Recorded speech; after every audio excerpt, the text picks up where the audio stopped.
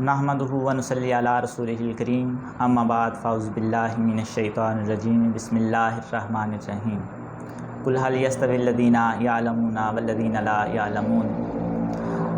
السلام علیکم محترم ناظرین، آج کا ہمارا ٹاپک آف ڈسکشن حضرت علامہ محمد اقبال کی کتاب ضرب کلیم کا حصہ تعلیم و تربیت ہے۔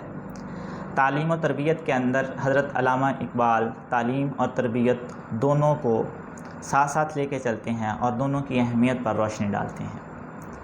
حضرت علامہ محمد اقبال تربیت کو تعلیم سے زیادہ ضروری قرار دیتے ہیں، کیونکہ تعلیم جو ہے یہ تربیت کے بغیر بے سود ہے۔ حضرت علامہ محمد اقبال نے تعلیمی نظام سے جڑے تمام چیزوں کو اس حصے کے اندر ڈسکس کیا ہے۔ اس کے اندر اساتذہ، طلباء، مدرسہ، نصاب، تمام چیزیں شامل ہیں۔ اب ہم بڑھتے ہیں حضرت علامہ اقبال کی ان مختصر نظموں کی طرف جو اس حصے کے اندر حضرت نے بیان فرمائی ہیں۔ جو سب سے پہلی نظم میں نے سلیکٹ کی ہے، اس کا عنوان ہے اساتذہ۔ اس کے اندر حضرت علامہ اقبال نے اساتذہ کی تربیت فرمائی ہے۔ آپ فرماتے ہیں کہ طلباء کی صحیح پرورش کے لیے، ان کی ذہنی صحیح نشو و نما کے لیے اساتذہ کی اصلاح بہت ضروری ہے۔ اساتذہ کو اس لیول پر، اس معیار پر آنا چاہیے تاکہ وہ لعل بدخشاں کی یعنی کہ طلباء کی صحیح تربیت فرما سکیں۔ اور اگر اساتذہ ہی بھٹکے ہوئے ہوں گے تو وہ طلباء کی صحیح نشو و نما نہیں کر سکتے۔ اشعار کچھ اس طریقے سے ہیں: مقصد ہو اگر تربیت لعل بدخشاں طلباء، مقصد ہو اگر تربیت لعل بدخشاں، بے سود ہے بھٹکے ہوئے خورشید کا پرتو۔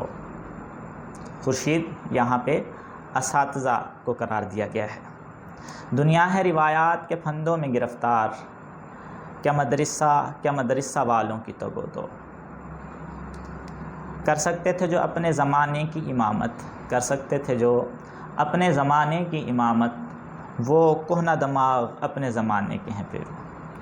یعنی کہ آج کل کے اساتذہ یہ روایات کی پیروی میں لگے ہوئے ہیں، مقلد بنے ہوئے ہیں، جبکہ ان کو اس لیول پہ آنا چاہیے تھا کہ وہ زمانے کی امامت کر سکتے۔ نیکسٹ نظم کی طرف بڑھتے ہیں، عنوان ہے تربیت۔ اس نظم کے اندر حضرت علامہ محمد اقبال طلباء کی تربیت کے حوالے سے بیان فرماتے ہیں اور تعلیم اور تربیت کے اندر فرق کو واضح کرتے ہیں۔ آپ کہتے ہیں کہ تعلیم اور تربیت دونوں الگ الگ چیزیں ہیں، لیکن تعلیم بغیر تربیت کے بے سود ہے۔ اس حصے کے اندر اشعار بہت ہی خوبصورت ہیں، ملاحظہ فرمائیے۔ حضرت علامہ محمد اقبال کہتے ہیں، زندگی کچھ اور شے ہے، علم ہے کچھ اور شے۔ زندگی کچھ اور شے ہے، علم ہے کچھ اور شے۔ زندگی سوزے جگر ہے، علم ہے سوزے دماغ۔ سوزے دماغ یہاں پہ تعلیم کو قرار دیا ہے، کیونکہ تعلیم کے حصول سے، حاصل کر لینے سے دماغ کی بتیاں روشن ہو جاتی ہیں، جبکہ سوزے جگر کو، عشق کو قرار دیا ہے، انسانی ذہن کی، انسانی روح کی پاکیزگی کو حضرت علامہ محمد اقبال نے قرار دیا ہے۔ سوزے جگر تربیت جو ہے یہ تعلیم سے زیادہ ضروری قرار دیتے ہیں۔ علم میں دولت بھی ہے، قدرت بھی ہے، لذت بھی ہے، ایک مشکل ہے کہ ہاتھ آتا نہیں اپنا سراغ۔ آپ کہتے ہیں کہ علم کے پاس سب کچھ ہے، دولت بھی ہے، قدرت بھی ہے، لذت بھی ہے، لیکن اس کو اپنا سراغ ہی نہیں ملتا۔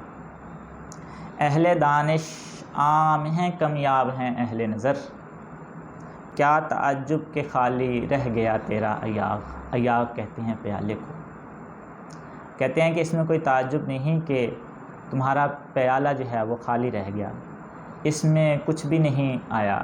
اس کی وجہ کیا ہے کہ آج کل اہل دانش تو بہت عام ہیں، لیکن اہل نظر کم ہیں۔ اہل نظر اپنی نظر سے تعلیم کے ساتھ ساتھ تربیت بھی انسان کے دل میں راسخ کر دیتے ہیں، اور ایسی تربیت کرتے ہیں کہ جو انسان کو جو بہت ہی اعلیٰ مقام پہ، جو کہ انسان کی حقیقت ہے، اس پر پہنچا دیتے ہیں۔ شیخ مکتب کے طریقوں سے کشادہ دل کہاں، کس طرح کبریت سے روشن ہو بجلی کا چراغ۔ آپ کہتے ہیں کہ دیا سلائی سے چراغ کیسے روشن ہو؟ اس سے دیا سلائی سے چراغ روشن نہیں ہو سکتا۔ اس کے لیے کیا ضروری ہے؟ اس کے لیے مرشد کامل کا ہونا ضروری ہے، ایک ایسے آدمی کا ہونا ضروری ہے جو کہ کامل ہو، جس کی لو اللہ تبارک و تعالیٰ سے لگی ہو، جس کے دل کے اندر نبی کریم صلی اللہ علیہ وآلہ وسلم کا عشق راسخ ہوا ہو۔ وہی انسان کو جو ہے اپنی حقیقت تک جو ہے وہ پہنچا سکتا ہے۔ اور لیکن یہ چیز آج کل کے شیخ مکتب یعنی اساتذہ سے حاصل ہونا مشکل ہے۔ اگلی نظم کی طرف بڑھتے ہیں تو یہ نظم طلباء کے حوالے سے ہے۔ طلباء کے حوالے سے حضرت علامہ محمد اقبال اس نظم کے اندر بہت خوبصورت انداز میں بیان کرتے ہیں کہ طلباء کو صرف کتابی کیڑا نہیں ہونا چاہیے، اپنے تعلیم کے ساتھ ساتھ جو تعلیم حاصل کیا ہے اس کو عملی طور پہ بھی اپنانا چاہیے، کیونکہ عمل کے بغیر تعلیم بے سود ہے۔ تہذیب سکھاتی ہے جینے کا سلیقہ، تہذیب سکھاتی ہے جینے کا سلیقہ، تعلیم سے جاہل کی جہالت نہیں جاتی۔ تو تہذیب جو ہے یہ ضروری ہے، اگر تعلیم کے بعد انسانیت کے اندر تہذیب نہیں آئی تو یہ بے سود ہے۔ بہت ہی خوبصورت اشعار حضرت علامہ اقبال کے اس نظم کے اندر سماعت فرمائیے۔ آپ فرماتے ہیں، خدا تجھے کسی طوفان سے آشنا کر دے، خدا تجھے کسی طوفان سے آشنا کر دے کہ تیرے بحر کی موجوں میں اضطراب نہیں، تجھے کتاب سے ممکن نہیں فراغ کہ تو، تجھے کتاب سے ممکن نہیں فراغ کہ تو کتاب خواہ ہے مگر صاحب کتاب نہیں۔ تو کتنی خوبصورت بات کہی ہے کہ آج کل مغربی تعلیم ایسی ہو گئی ہے کہ کتاب سے فرصت نہیں، کتاب مصروفیت جو ہے کتاب سے نہیں ملتی کہ وہ حقیقت کے جلوہ گریوں کو دیکھے، حقیقت کا مشاہدہ کرے، آنکھوں سے حقیقت کو جاننے کی کوشش کرے اور حقیقت کو پا لینے میں کامیاب ہو جائے۔ تو کتابوں سے نکل کر صاحب کتاب بننے کی ضرورت ہے کہ جو کتابوں سے حاصل کیا ہے ان کو اپنی زندگی کے اندر لے کے آئے، وہ نمایاں ہوں، انسانیت کی پرسنالٹی کے اندر یہ چیزیں واضح ہوں، پھر ہی ایک کامیاب انسان جو ہے وہ سامنے آ سکتا ہے۔ یہاں پہ حضرت علامہ محمد اقبال نے مرد مومن جو اللہ تبارک و تعالیٰ سے رابطہ پیدا کرنے میں کامیاب ہو جائے، جس کا قلبی رستہ جو ہے وہ اللہ تبارک و تعالیٰ سے جا کے ملتا ہو، وہی انسان جو ہے وہ طلباء کو ایسے مقام کی طرف لے کے آ سکتا ہے جو کہ ان کی صحیح پرورش کر سکتے ہیں۔ اور یہ فیضان سماوی ہے، یعنی اللہ تبارک و تعالیٰ کے فیضان ہے، وہ جس آدمی پر ہو جائے اور جس پر اللہ تبارک و تعالیٰ کی نظر کرم ہو جائے، وہی جو ہے وہ صاحب کتاب بن سکتا ہے۔ صاحب کتاب کے اصطلاحی معنی تو یہ ہیں کہ ایسے آدمی کو کہتے ہیں جس پر اللہ تبارک و تعالیٰ کی طرف سے کتاب نازل ہوئی ہو، لیکن یہاں پہ یہ اپنے مجازی معنی کے اندر استعمال ہوا ہے۔ اگلی نظم جو میں نے سلیکٹ کی ہے اس حصے میں وہ بہت ہی خوبصورت ہے۔ نظم کا عنوان ہے مہمان عزیز۔ حضرت علامہ اقبال اس کے اندر فرماتے ہیں، پر ہے افکار سے ان مدرسے والوں کا ضمیر، پر ہے افکار سے ان مدرسے والوں کا ضمیر، خوب و ناخوب کی اس دور میں ہے کس کو تمیز، چاہیے خانہ دل کی کوئی منزل خالی، چاہیے خانہ دل کی کوئی منزل خالی، شاید آ جائے کہیں سے کوئی مہمان عزیز۔ یہاں مہمان عزیز سے دو چیزیں مراد لی جا سکتی ہیں، ایک تو اللہ تبارک و تعالیٰ کا فضل کہ وہ کسی بھی وقت انسان پر جو ہے وہ پڑ سکتا ہے، اور فضل الہی جو ہے وہ انسان کی جو ذہنی تمام بینائیاں ہیں ان کو روشن کر سکتا ہے۔ اور دوسری چیز جو یہاں سے مراد لی جا سکتی ہے وہ مرشد کامل ہے، ایک ایسا انسان جس کی لو اللہ تبارک و تعالیٰ سے لگی ہو اور وہ بھٹکی ہوئی انسانیت کو بھی اللہ تبارک و تعالیٰ سے ملانے کی استطاعت رکھتا ہو۔ تو ایک ایسے مرشد کامل کے لیے بھی جو ہے وہ اپنے دل کے اندر جگہ خالی رکھی جائے۔ حضرت علامہ اقبال کے اس پہلے شعر سے یہ مراد ہے کہ مغربی تعلیم جو ہے یہ اتنی عام ہو گئی ہے کہ انسان کے اندر سے خوب اور ناخوب کی تمیز جو ہے وہ ختم ہو گئی ہے۔ آج کے دور کے اندر دیکھیں تو بہت سے اعلیٰ تعلیم یافتہ لوگ وہ تہذیب سے ناواقف ہیں، کیا اچھا ہے کیا برا ہے وہ یہ نہیں جانتے۔ آج کل دیکھیں تو خودکشیاں عام ہیں، کیوں عام ہیں؟ اور وہ کرنے والے کون ہیں؟ اعلیٰ تعلیم یافتہ لوگ ہیں۔ تو خوب و ناخوب کی تمیز کس نے مٹا دی ہے؟ مغربی تعلیم نے۔ حضرت علامہ اقبال کہتے ہیں کہ مغربی تعلیم کے ساتھ ساتھ انسان کو اپنے دل کے اندر کوئی کونا خالی رکھنا چاہیے، تاکہ جب اللہ تبارک و تعالیٰ کا فضل ہو، جب کوئی اہل نظر اس کو مل جائے، جب کسی کا فیض اسے حاصل ہو جائے، جب وہ کسی مرشد کامل کی صحبت میں کچھ دیر کے لیے جا کے بیٹھ جائے تو وہ وہاں سے پھر خالی نہ لوٹے، بلکہ وہ وہاں سے فیض حاصل کرے، اور یہ فیض اللہ تبارک و تعالیٰ کے فضل سے ہی حاصل کیا جا سکتا ہے۔ نیکسٹ، بہت ہی خوبصورت غزل اس حصے کے اندر حضرت علامہ محمد اقبال نے لکھی ہے۔ اگرچہ اس کتاب کے اندر ضرب کلیم کے اندر بہت کم غزلیں ہیں، لیکن جو غزلیں ہیں وہ بہت ہی اعلیٰ پائے کی ہیں۔ غزل سماعت فرمائیے۔ اشعار کچھ اس طریقے سے ہیں: ملے گا منزل مقصود کا اسی کو سراغ، ملے گا منزل مقصود کا اسی کو سراغ، اندھیری شب میں ہے چیتے کی آنکھ جس کا چراغ، میسر آتی ہے فرصت فقط غلاموں کو، میسر آتی ہے فرصت فقط غلاموں کو، نہیں ہے بندہ حر کے لیے جہاں میں فراغ، بندہ حر آزاد آدمی کے لیے جہاں میں کوئی فرصت جو ہے وہ نہیں ہے۔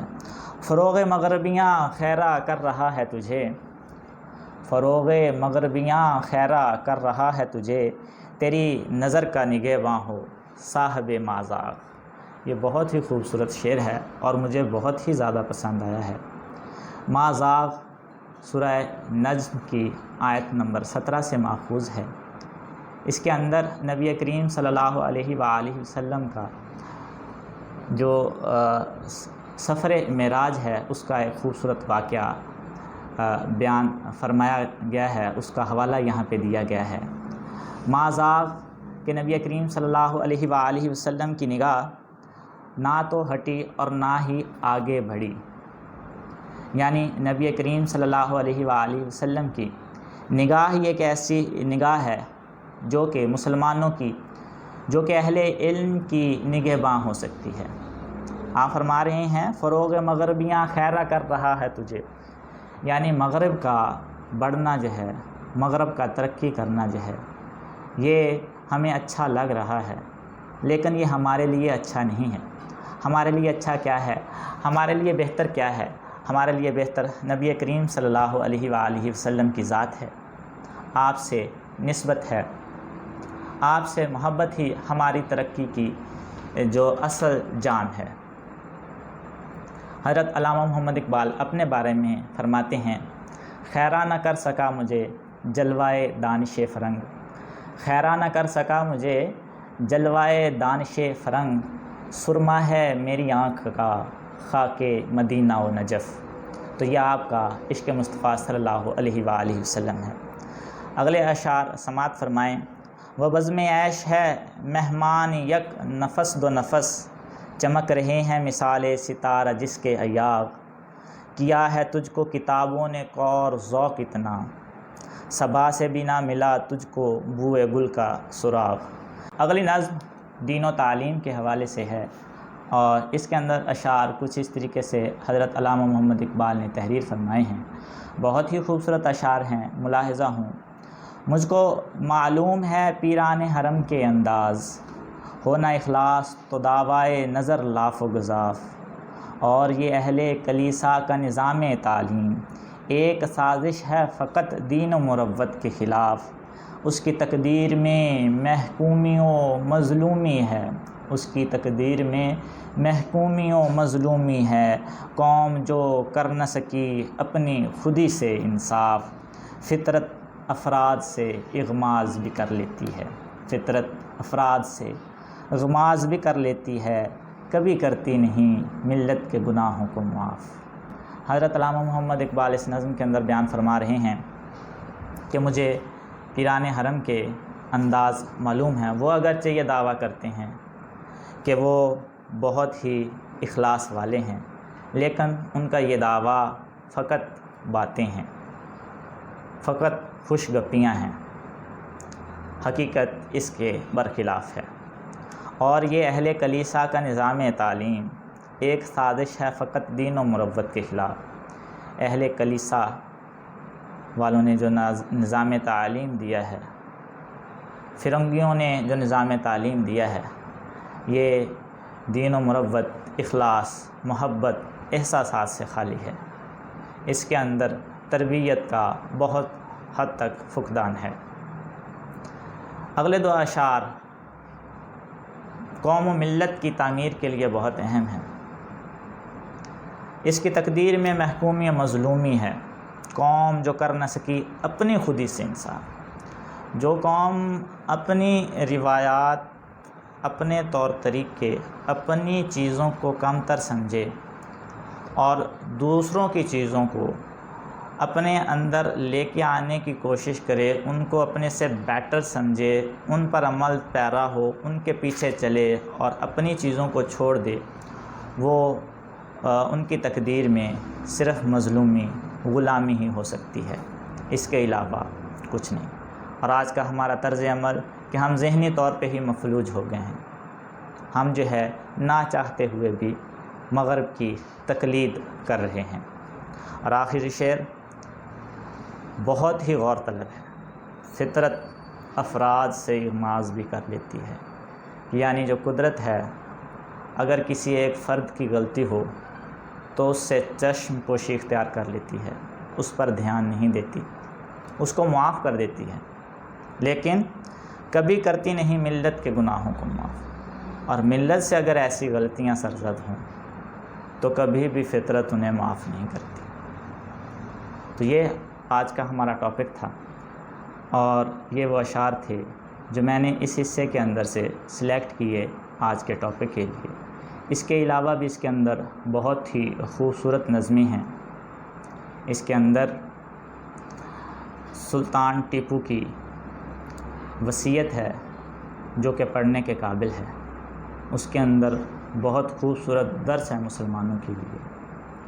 اور اپنے بیٹے جاوید سے جو خطاب کرتے ہیں وہ بھی اہل نظر کے لیے، جو صحیح معنوں میں تعلیم کو فروغ دینا چاہتے ہیں، تربیت حاصل کرنا چاہتے ہیں، وہ ان اشعار سے تربیت حاصل کر سکتے ہیں۔ تو یہ امید کرتا ہوں کہ یہ تمام اشعار اور یہ تمام گفتگو ہم سب کے لیے سود مند ثابت ہوگی۔ تعلیم کے ساتھ ساتھ تربیت پر بھی زور دینا چاہیے۔ اور میں خود ایک استاد ہوں اور اپنے حلقہ احباب اور اس پروفیشن سے جڑے تمام اساتذہ سے ریکویسٹ کرتا ہوں کہ وہ آج کل کے طلباء کے اندر تعلیم کے ساتھ ساتھ تربیت پر بھی زور دیں، ان کے اندر عشق مصطفیٰ صلی اللہ علیہ وآلہ وسلم کو پروان چڑھانے کے لیے اپنی طرف سے کوشش کریں، اور ان کی لو جو ہے وہ اللہ تبارک و تعالیٰ سے لگائیں، تاکہ وہ دین اسلام کو اور اس مملکت پاکستان کو جو ہے وہ دن دگنی رات چوگنی ترقی کی طرف لے کے جائیں۔ اللہ تبارک و تعالیٰ سے دعا ہے کہ اللہ تبارک و تعالیٰ ہمیں کوئی اہل نظر عطا فرما دے، اللہ تبارک و تعالیٰ ہم پر اپنا فضل فرما دے، اللہ تبارک و تعالیٰ ہمیں اپنی تعلیم کو عمل کے ذریعے بڑھانے کی توفیق عطا فرمائے۔ آمین بجاہ النبی الامین۔ ملتے ہیں اگلے حصے کے ساتھ اگلے لیکچر کے اندر، تب تک کے لیے اللہ حافظ۔